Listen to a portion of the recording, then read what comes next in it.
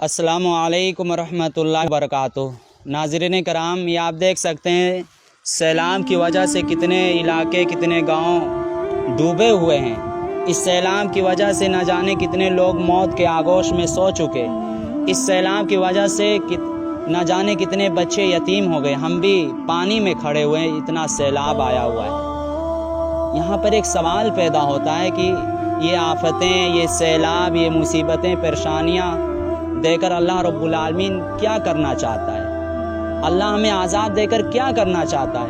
ناظرین کرام، اگر ہم اللہ کا شکر ادا کریں، ہم اچھے کام کریں تو اللہ ہمیں عذاب دے کر کیا کرے گا؟ رب العالمین قرآن کریم کے اندر تو خود اعلان کرتا ہے، ما یفعل اللہ بعذابکم ان شکرتم وآمنتم۔ اگر تم شکر گزار بن جاؤ اور ایمان لے آؤ تو اللہ تمہیں عذاب دے کر کیا کرے گا؟ ایک دوسرے مقام پر رب العالمین نے ارشاد فرمایا، وَلَوْ أَنَّ أَهْلَ الْقُرَىٰ آمَنُوا وَاتَّقُوا لَفَتَحْنَا عَلَيْهِمْ بَرَكَاتٍ مِّنَ السَّمَاءِ وَالْأَرْضِ۔ اگر یہ بستیاں والے ایمان لاتے اور پرہیزگاری اختیار کرتے تو ہم ان پر آسمانوں اور زمین سے برکتوں کے دروازے کھول دیتے، وَلَٰكِن كَذَّبُوا فَأَخَذْنَاهُمْ بِمَا كَانُوا يَكْسِبُونَ۔ لیکن انہوں نے جھٹلا دیا تو ہم نے ان کی کرتوتوں کی وجہ سے انہیں پکڑ لیا۔ اللہ رب العالمین نے قرآن کریم کے اندر ایک دوسرے مقام پر فرمایا کہ میرے بندو، تمہیں جہاں بھی مصیبتیں نظر آتی ہیں، تمہیں جہاں بھی آفتیں، جہاں پر پریشانیاں نظر آتی ہیں، وہ تمہارے ہاتھوں کی کرتوتوں کا نتیجہ ہوتا ہے۔ رب العالمین نے فرمایا، ظہر الفساد فی البر والبحر بما کسبت ایدی الناس۔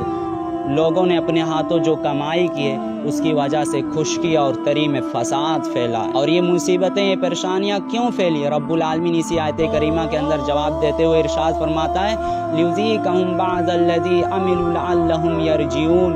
یہ اس لیے تاکہ انہوں نے جو کام کی ہیں اس میں سے ان کا کچھ مزہ انہیں چکھایا جائے، شاید وہ باز آ جائیں۔ ناظرین کرام، دیکھیے جب ہم بدلیں گے تو دنیا کی تاریخ اٹھا کر دیکھیے، قوموں کی تاریخ اٹھا کر دیکھیے، اللہ کا عذاب، اللہ کا قہر نازل ہوا تو کیوں نازل ہوا؟ اللہ کا عذاب زمین کے اوپر آیا تو کیوں آیا؟ اس لیے جب زمین ناانصافی سے بھر گئی، اس لیے جب زمین گناہوں سے بھر گئی، اسی لیے اللہ رب العالمین کا یہ عذاب آیا۔ اللہ تعالیٰ نے فرمایا، وَمَا أَصَابَكُم مِّن مُّصِيبَةٍ فَبِمَا كَسَبَتْ أَيْدِيكُمْ وَيَعْفُو عَن كَثِيرٍ۔ میرے بندو، تمہیں جو بھی مصیبت پہنچتی ہے، تمہیں جو بھی پریشانی آتی ہے، وہ تمہارے ہاتھوں کی کمائی کا نتیجہ ہوتا ہے، یعنی تمہارے گناہوں کا ہی نتیجہ ہوتا ہے۔